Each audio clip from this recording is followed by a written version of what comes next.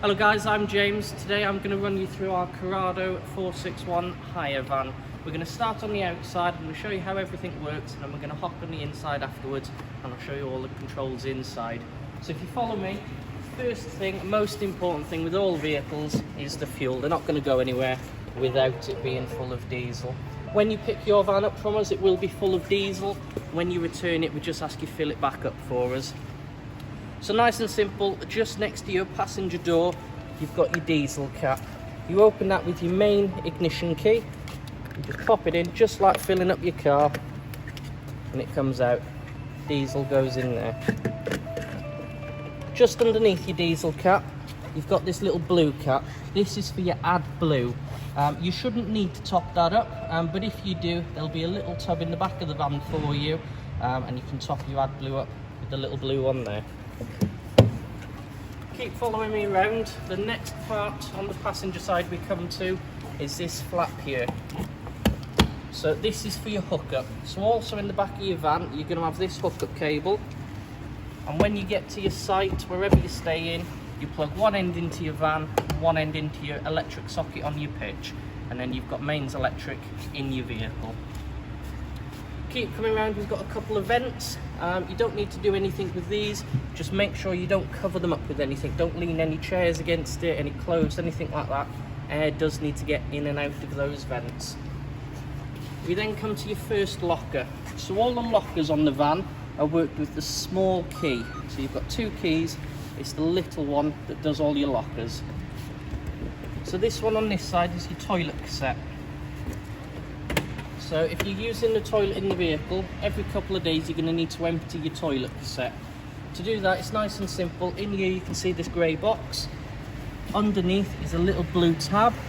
You just want to lift the tab up and the whole cassette comes out. Nice and easy. Once it's out, you're going to need to empty it. So to do that, this pipe at the top twists around, cap at the end comes off. Take that cap off, hold your airlock button, and then you can empty your cassette. Once you've done that, this cap, fill it with the blue chemicals in the back of your van and put it all back together how it was to begin with, just like that, and then that can push straight back into its housing. When you push it into your housing, you want to make sure that this blue tab is pushed all the way in. You don't want it sat on top. You need to make sure it's pushed and locked in and it's not going anywhere.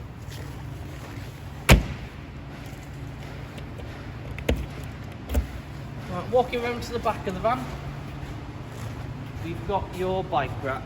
So if you're taking bikes with you, it's nice and easy. Grab your middle rail, pull the bike rack down, that's going to lock into place at the bottom. You then load your bikes on, whichever rail you want them on, if it's 1, 2 or 3 bikes. Lock the wheels in with your straps, and then depending which rail you're on, you pull down the relevant arm, and that locks over your middle beam of your bike. To put it all back away, push your arms up, push your bottom rail, and that locks into place there for you. We've then got your rear storage. So with these style of locks, they work a little bit differently. Pop your key in and give it a twist, and you'll notice that the lock pops out. You then want to twist that to actually unlock it, and that's what releases it. There we go. And then in here is your rear storage. So at the moment we've got the bottom bunk bed down. If you need this storage for more stuff, say you're taking 5 bikes with you and you need to put the other 2 in here, you can lift this bottom bed up just by pulling this black catch down here. Pull that towards you, and then the bed will lift up and it'll double the size of your rear storage.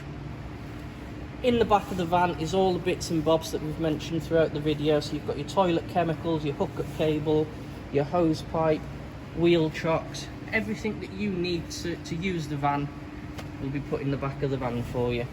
You've also got this bit. This is your awning handle. So all vans come with a roll-out awning on them, and this is the handle you use to wipe that out. So it extends just by loosening and tightening black catch. You can see it's a bayonet fitting at the end, and that just slides into the left hand side of your awning. Once it's in, it'll lock into place, and then you just start twisting, and that's going to start winding your awning out for you.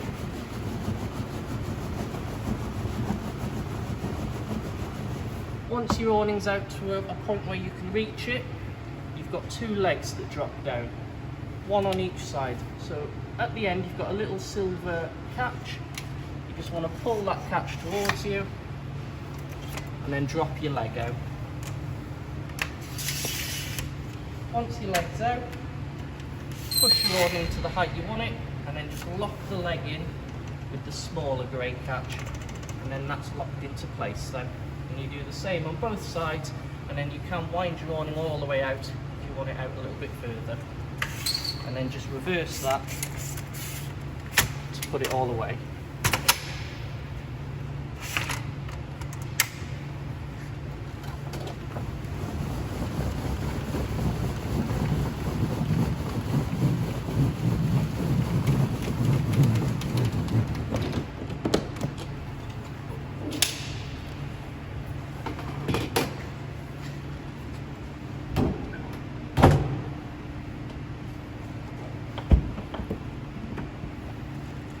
Right, if you keep coming round, the next point is your water filler point. So you've got an onboard water tank that will hold all your fresh water, and every time that runs out you'll need to fill it back up again.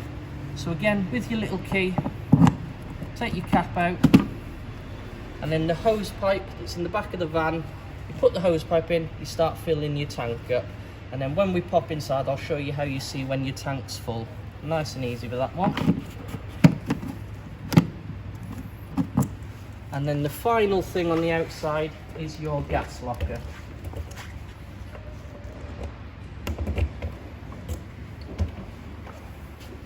So in this locker you'll have two gas bottles.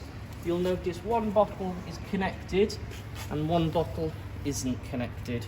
When you get to your site or wherever you're staying, you just need to switch your bottle on, and you do that just by twisting the top anti-clockwise, and that'll turn your bottle on. If your first bottle was to run out, there's a little spanner in your glove box, and you're gonna undo this nut here, and then you're just gonna put it onto this bottle, and this is your spare bottle. Whenever you're gonna start traveling, try and remember to turn your bottle off again. Okay.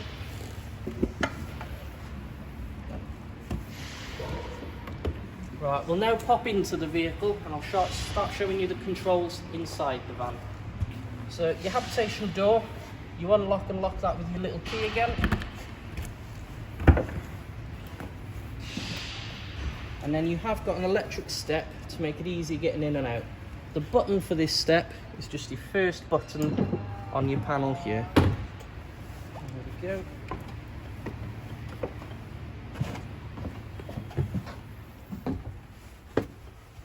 So once you're in your van, you're going to need to turn it on. To do that, you've got this control panel above the door. The on and off button is this bottom left button. Press that, you'll notice the green light will illuminate, and now all your lights, all your power, everything will work for you. You've got another symbol above that, and you'll notice the orange light is on next to it. That orange light indicates that you're plugged into mains electric, so all your sockets work, everything works. You don't need to worry about power. If you weren't hooked up, what you'll notice is your 3-pin sockets dotted around the van won't work, but all your USB sockets will still work. So even if you're not hooked up, you can still charge your phones, your iPads, you can still use everything, just not through the 3-pin sockets. On the right hand side of this panel we've got 3 buttons. Your top button, when you press and hold that, will illuminate what voltage you've got left in your leisure battery. So if you weren't hooked up, your battery is going to start draining. Once it drains down to below 11.6 volts, you're going to start losing power. You're not going to be able to use the van as you could, and you're going to need to hook it up and charge it up again. So if you're what we call wild camping, you'll want to keep an eye on your battery level. Middle button, this is your fresh water. So this is the water we were talking about earlier. So on the outside, once you've filled it up, you'll notice this gauge will go up to 100%. The more fresh water you use, the more you're going to start filling your wastewater tank up. And to check the levels of your wastewater tank is the bottom button. And what you'll notice now is it's empty because it's not illuminating. So once you've showered, used the sink, things like that, you're going to fill your wastewater up. Once that's full, we're going to need to empty that, and I'll show you that at the end of the video. Coming into the kitchen area, so you've got your sink, your 3 gas hobs, and then underneath you've got an oven and a grill. So with your sink, this works just by lifting the tap. Lift your tap up and then you've got cold and hot water. You've then got your 3 gas hobs. So with these, there isn't a built-in ignition. You do need to use a lighter or a match to light these, but they work just like they would at home. Press and hold down to let the gas come through and then light it. Hold it for a couple of seconds and then your hob is on. And then you've got 2 settings. You've got a low setting and a high setting, and that's on all 3 hobs. Underneath we've got your oven and grill. This one does have a built-in ignition, which is just there. So if you wanted to use your oven, it's to the right, press and hold, and then light, and then you might just be able to see the flame lit at the back there.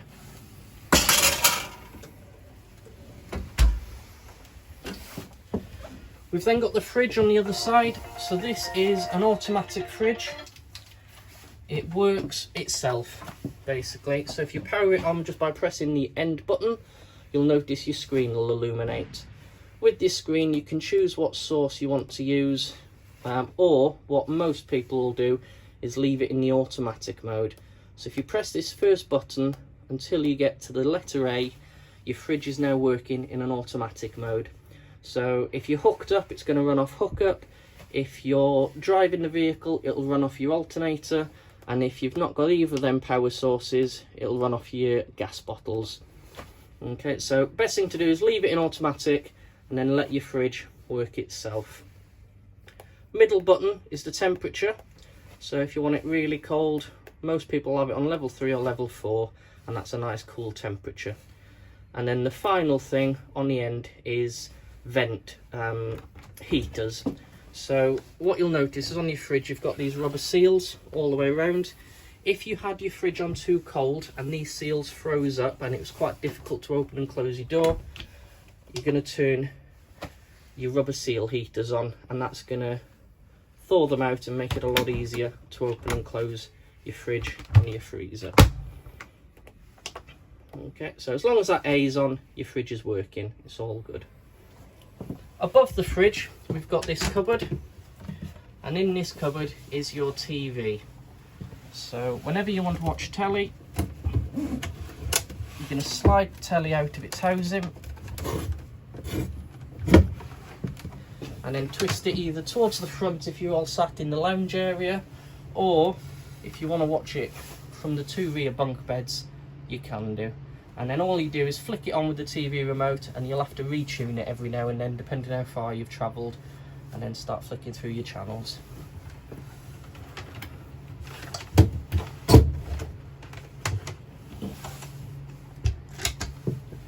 To the right is your wardrobe space. So in your wardrobe, not a lot in here apart from your RCD.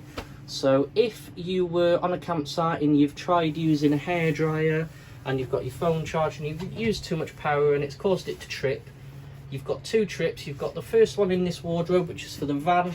If it's not this one that's tripped, try the actual trip on the electric point on your pitch. Coming through to your dinette area, on this one you've got 2 small dinettes. You've got 2 single seats this side and then 2 double seats on this side. Your seats that are forward facing have 3-point seat belts, and your seats that are rear facing just have lap belts. Okay. In your dinette area you've got this small black control panel. This panel is your heating and your hot water. So whenever you want to turn the heating on in the van, or whenever you want to warm your water up, it's this panel you're going to come to. So to power the panel on, just press your middle button, and then you're going to see it brings up a black line and 4 icons underneath the black line. As you toggle through these icons, you'll notice they're just flashing in turn, and that'll go all the way around and back to the start. So your first icon, when it's flashing, you want to give it a press, and this one's the heating within the van. So your heating can be anything from 5 all the way up to 30 degrees. If you wanted it at 22, you'd give that a press, and we now know your heating's on because you get a small icon above the icon you've just selected. So we know our heating's on now because above the motorhome is a flame. Next one along is your hot water. So same again, when it's flashing, give it a press, and on this one we've got 3 settings. We've got Eco, Hot and Boost. Eco is going to warm your water up to 40 degrees. Hot is going to warm your water up to 60 degrees. And Boost will warm your water up to 60 degrees as quickly as it can. So if you're in a bit of a rush, you can put it on Boost, and that's going to warm your water up in about 15 minutes. And then you've got nice hot water. But if you want our water on hot, give it a press, and you'll notice, as before, we now get an icon above the line. So we now know that our hot water's working. What you'll then find is the 2 icons above the line are flashing. When they're flashing, that means that it's still getting to temperature. So when your little flame's flashing, that means your heating's still warming up, and when your hot water's flashing, that means your hot water's still warming up. Once they go solid, they're to temperature. Next one along, we've got a little gas bottle with the 2 lightning bolts. This chooses what you want to run your heating and hot water off. You can either run it off gas, or you can run it off electric. If you're hooked up, you can run it off electric, and then you're just using your main electric you've got from your pitch. If you're not hooked up, you can run it off gas. And they're your 2 selections. And then the final one is your fan speed for your heating. So if your heating's on but you're not quite warm enough, instead of turning the temperature up and using more gas, you can turn your fan speed up, and it'll blow your heating through the van a bit quicker. And then to turn it all off, turn everything off, and then press and hold your middle button for a few seconds, and that turns your panel off. Moving on into the bathroom. So in here we've got, this is what we call a washroom. So in here you've got your sink and your toilet, and then if you pull this back wall towards the toilet, that then gives you your shower area. Okay. Your shower works exactly the same way as a kitchen tap. Just lift your mixer tap up, hot and cold, and your water will start coming through. Same with your bathroom tap, just lift it up and your water will start coming through. With your toilet, it's a little bit different to a normal toilet you'd have at home. Your seat does swivel round, so you're not bashing your knees off the wall. When you go to flush the toilet, the flush button's just at the back, and what you'll notice is when you press and hold that button, it'll just fill your toilet with water. It's not actually going to drop or flush, should we say, as a normal toilet does. So once it's full, to actually drop that into the cassette, underneath is this grey little lever. You want to slide that lever away from you, and you'll notice that's what drops it into your cassette. Always make sure that you close that once you're finished.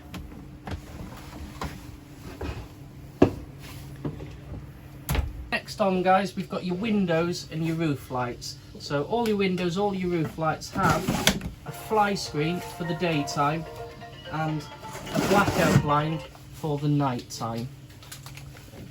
So to open your roof lights, you'll notice you've got a white button just here. If you press that white button in and pull the rail down, you can then open your roof lights. Your roof lights have fully open and then 2 semi-open positions. Whenever you're driving the vehicle, you must make sure all your roof lights are locked past the white button. If you don't lock them, the wind will get underneath it and it'll rip your roof light off. So always make sure that they're locked. Same with your windows. So your side windows, again, you've got a fly screen and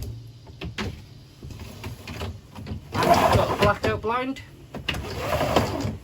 To open these ones, you've got these black catches you need to open. So to open them, press your black button in, and then you can twist them around. And then from there, you can open your window. Whenever you're driving, you must make sure that, like your roof lights, all of these windows are closed and that the black catches are locked in. Okay. So onto your beds, you've obviously got your 2 bunk beds at the back of the van, and then you've got a ladder to get into the top one. You've then got your big double bed over the driver's cabin, so pull your front down and you've got your bed, and again you've got your ladder to get in and out of that bed. And then we've got the makeup bed in your dinette area. So if you're using this bed, it's very easy to make up. The first thing you're going to do is you're going to lift your bottom cushions up on each seat. So just lift them up, top them out of the way.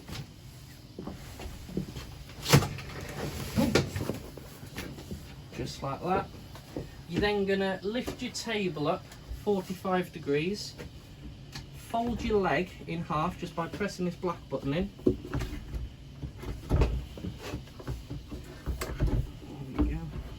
The table then comes off the top rail and sits on the bottom rail in the middle of where the 2 seats are, and then you can put your cushions back down,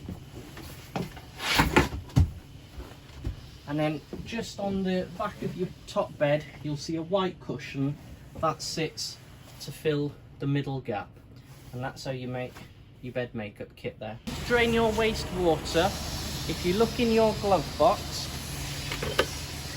you'll find this Allen key looking device. This connects to the little rail that's just sticking out underneath the van here. You pop it on the end, and then you want to twist it 90 degrees, and that's going to start releasing your waste water out of that pipe there. And then check your panel inside and you'll see when it's completely empty. Final thing then, guys, we'll move on into the cab and we'll just go through how the engine side of things work. So the front of the van is just a Fiat Ducato van. It's just like driving anything. You're a manual gearbox, so if we start the engine, the first thing you'll notice is a very loud beeping sound. That loud beeping means that your step is still out. So if we just pop the step in, you'll notice that beeping will stop.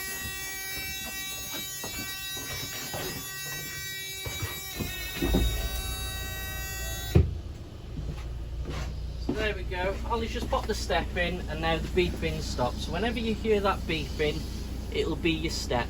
Now sometimes you'll think your step is in, but the beeping will still be happening. If that happens, just put your step out and put it back in and just make sure it's come all the way into the van before you set off. So with the engine starting, manual gearbox, nice and straightforward. Pull your black catch for reverse. You'll notice when you go into reverse, it'll bring up your rear view camera, and as soon as you drop out to reverse again, it'll go back to whichever screen you had on to begin with.